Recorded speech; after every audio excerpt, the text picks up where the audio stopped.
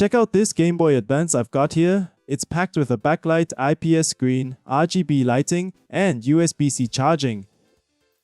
But what really sets it apart is the dock kit, which lets you hook up an external screen or other controllers, just like a Nintendo Switch. You can play Game Boy games, as well as titles from other consoles like the NES, Game Gear,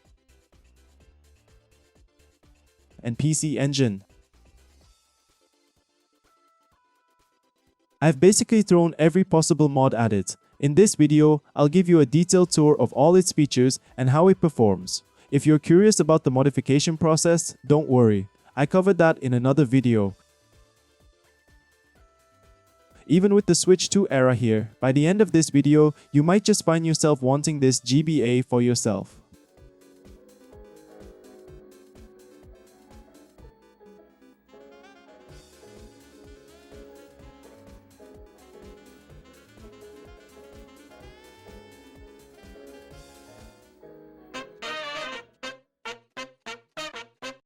When it comes to gaming consoles, the game library is everything.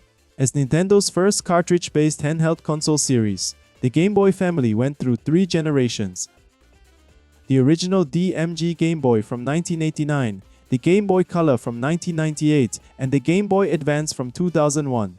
The GBA was the final iteration of the series, and it's backward compatible with all previous GB and GBC cartridges, making it the ultimate Game Boy experience.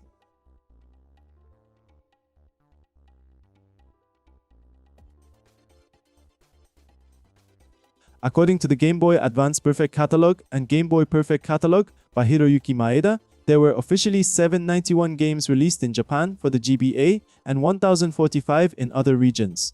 Out of these, 298 titles were released in both regions, so after removing duplicates, that's 1538 unique games. As for the original Game Boy and Game Boy Color, Japan saw 1264 games with 1131 in other regions. As the accounting for overlaps, that leaves us with 1987 titles. Combined, the total official game count is 3,525 games. This number doesn't even include homebrew games or titles from other consoles that can be emulated on the GBA via flash cards.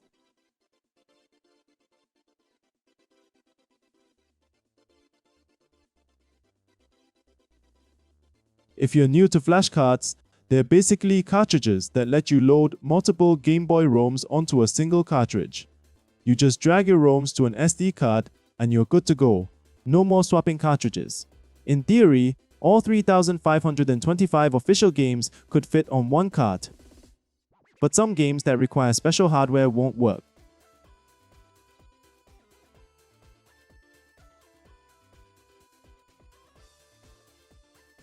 My flash card is the Easy Flash Omega Definitive Edition, which has some cool features like save state,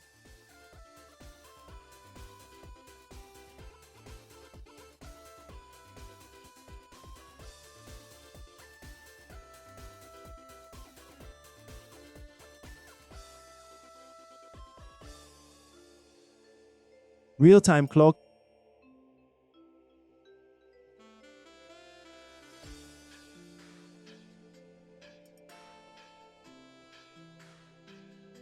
and emulators for other consoles.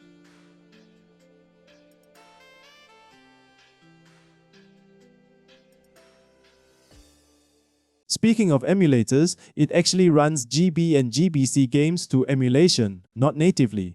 It can also emulate the NES,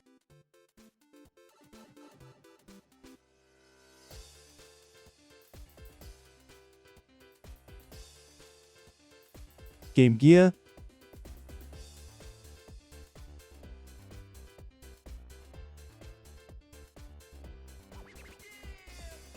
Sega Master System,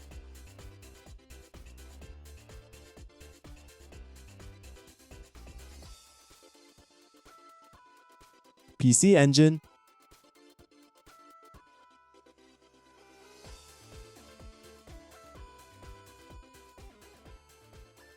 Neo Geo Pocket, and WonderSwan. However, don't expect emulators to run all games seamlessly.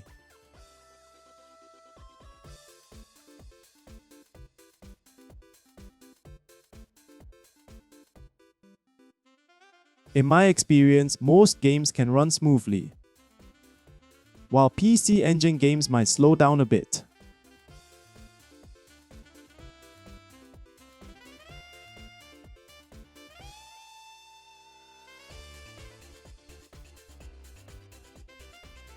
Neo Geo Pocket and WonderSwan games? Those just won't play at all.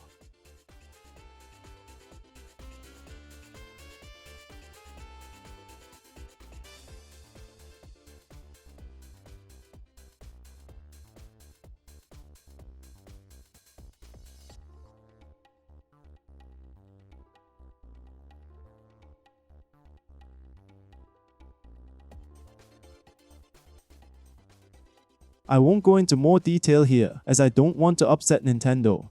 And let me be clear, I do not support downloading ROMs. Always support official releases. Now, let's talk about the screen. By today's standards, not many people would like to play on a screen without backlighting. My funny playing IPS screen comes with an on-screen display menu for adjusting settings. Hold the select button to bring it up. There are 15 brightness levels to choose from. Use the LR triggers to adjust according to your environment. Then press select again to enter the color options. You've got 5 modes: original, high contrast mode, low contrast mode, black and white, and a green tinted mode that mimics the original DMG Game Boy. There are also 3 display modes: full pixel mode, anti-aliasing mode for slightly blurrier images to reduce jagged edges, and scanline mode to mimic an old GBA screen. Next, there's frame blending option to prevent flickering in translucent images. Older Game Boy screens had slow response times which caused ghosting when displaying frames. Developers used this quirk to create transparency effects by flickering images. With the faster response time of the new screen, you'll see those flickers unless frame blending is enabled.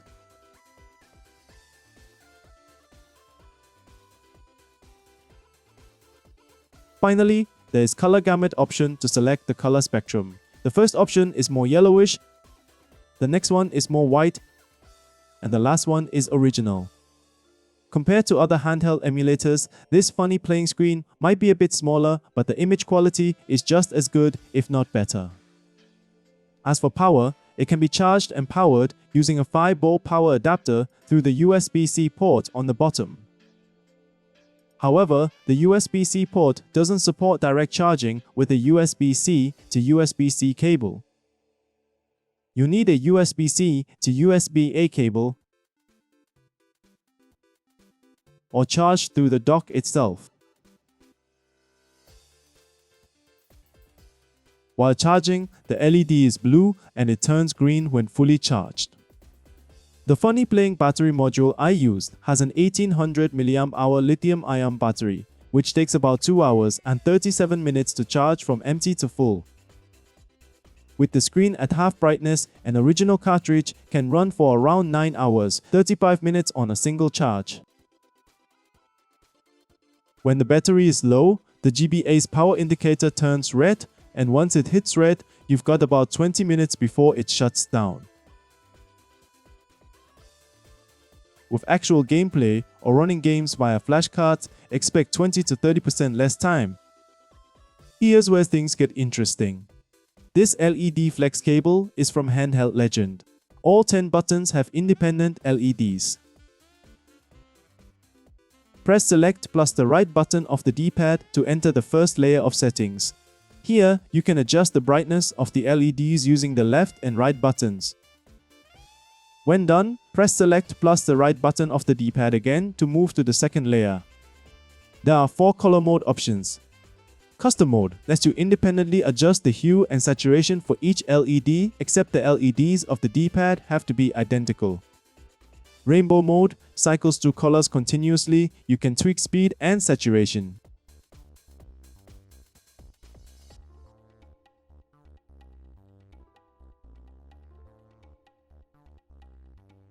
Fairy mode, subtle color shifts for each LED with adjustable speed and saturation.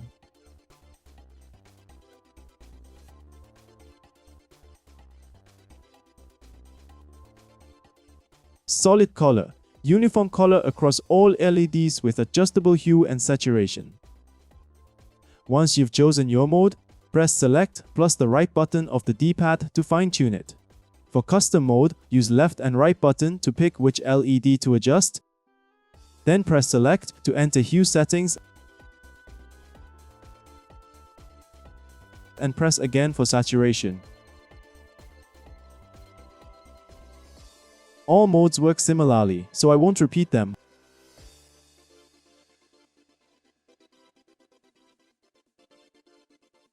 When done, press Select plus the right button of the D-pad one last time to save your settings.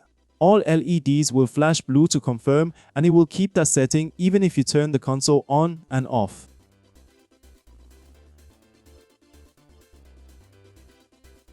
The LEDs are installed near the button contacts, so they do slightly affect how the buttons feel. If you're a hardcore gamer, you might prefer no LEDs for the best responsive feedback. But if you treat your GBA as a display unit, then maybe it's worth the installation after all.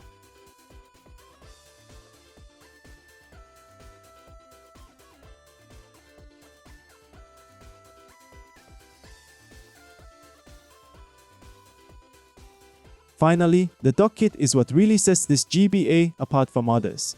It has a USB-C port for power, a micro HDMI port for video and audio output, and both a SNES controller port and a Nintendo Mini Console controller port for external controllers. A 5-watt power adapter is enough to power it on.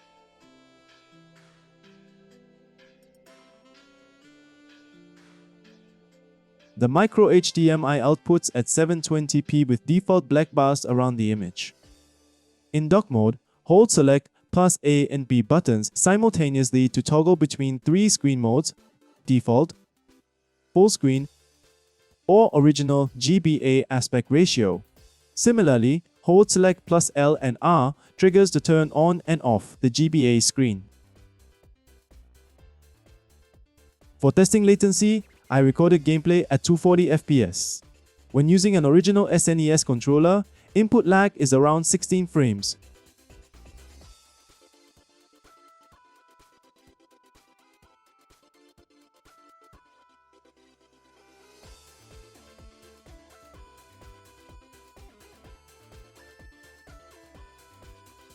Meaning on the 66.7 millisecond of delay. Using 8-bit DOS SNES Bluetooth receiver and the Switch Famicom Joy-Con, it's about 24 frames, meaning on the 100 millisecond of delay.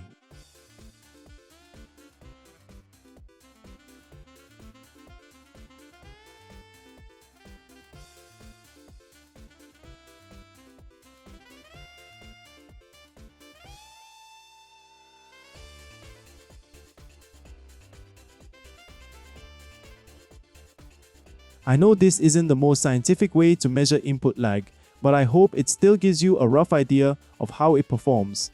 For casual players like me, I just didn't feel any input lag.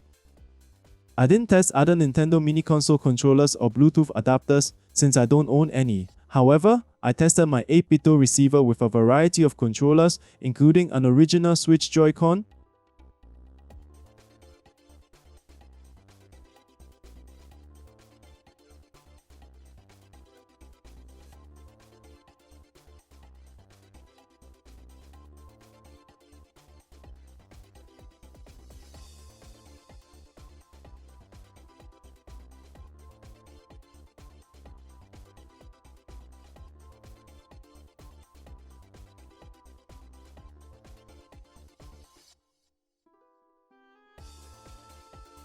a Switch Famicom Joy-Con,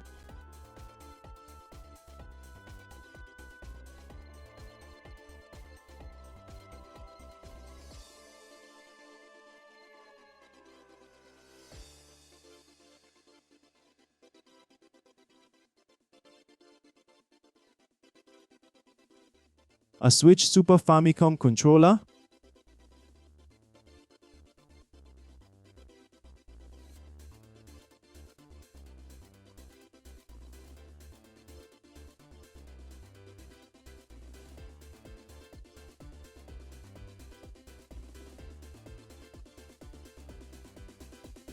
An 8-bit modded GameCube controller?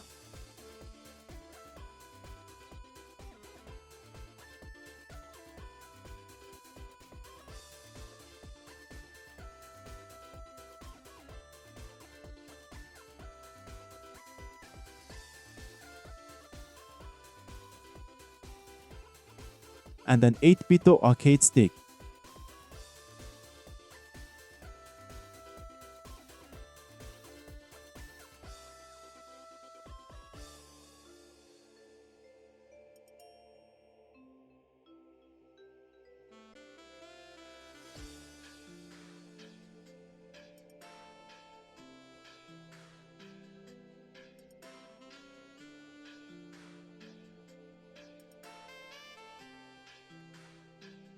They all worked seamlessly, except for the 8-bit modded N64 controller, the Xbox Wireless controller, and the PlayStation 30th Anniversary DualSense, which failed to pair.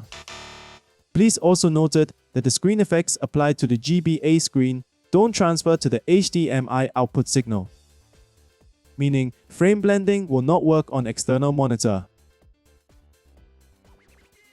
If you want to hook it up to a CRT to mimic the screen effect, you'll need an HDMI to composite converter. Cheap converters introduce lag, which might be a deal breaker for some. If you're obsessed with the best quality retro aesthetics and response time, use a RetroTink 4K scaler to connect it to your favorite 4K screen.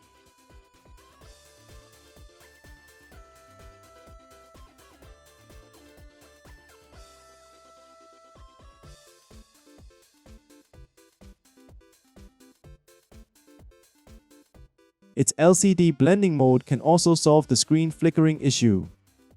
If you're using the 3.5mm headphone jack to listen to background music, you might notice some humming noise. This is common in older retro handhelds.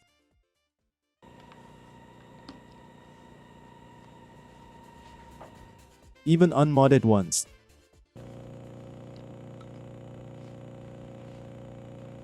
You can fix it by cleaning the volume wheel and audio jack with 99% isopropyl alcohol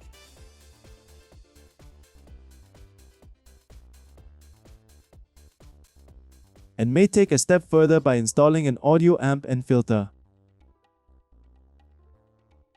I took the lazy route and used impedance plugs to reduce the noise floor.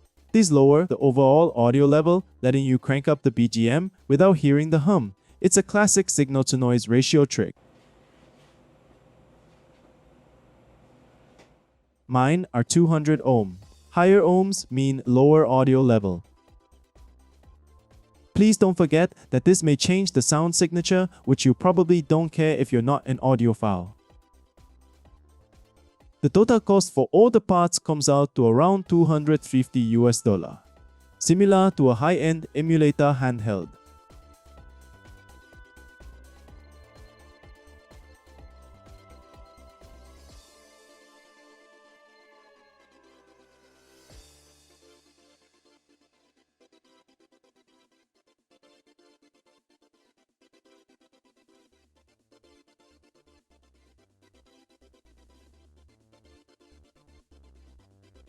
I've linked all my part purchases in the description below.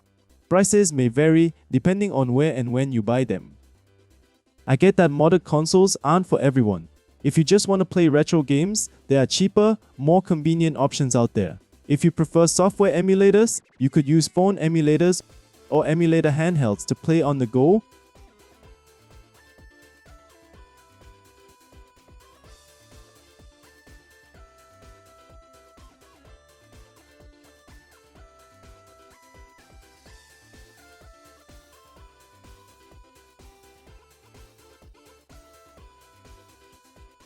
Or hooking up a Raspberry Pi, or even a Mac to a bigger screen.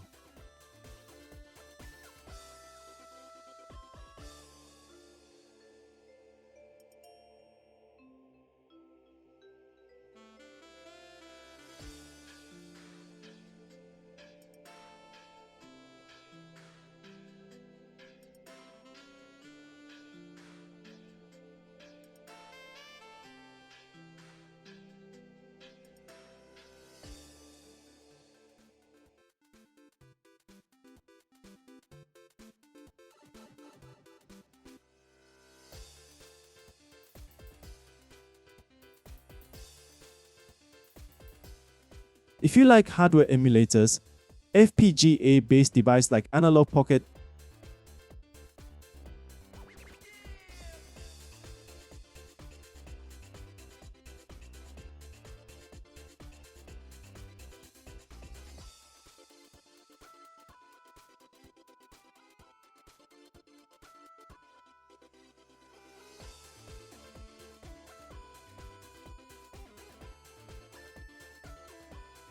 and Mr. Pi are another great option.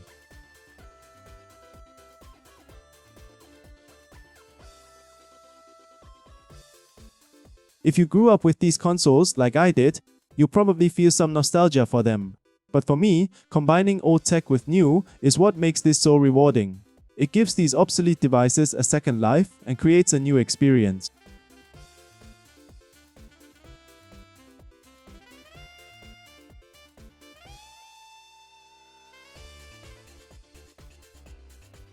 Before now, I only owned a Game Boy Light and a Game Gear. The rest of my consoles were collected from Japanese thrift stores like Hardoff or Surugaya. As a tech enthusiast today, diving into this history feels fresh and exciting.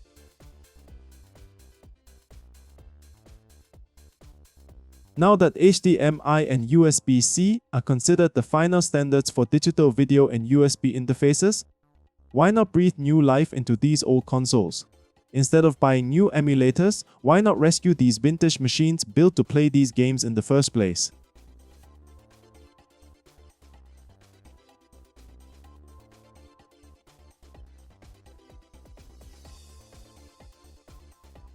What do you think about my modded Game Boy Advance? Let me know your thoughts or questions in the comments below. And don't forget to check out the video of the modification process of this GBA. If you enjoyed this video, hit that like button. And if you're into tech or mods, consider subscribing to my channel. Thanks for watching. I'll catch you in the next one.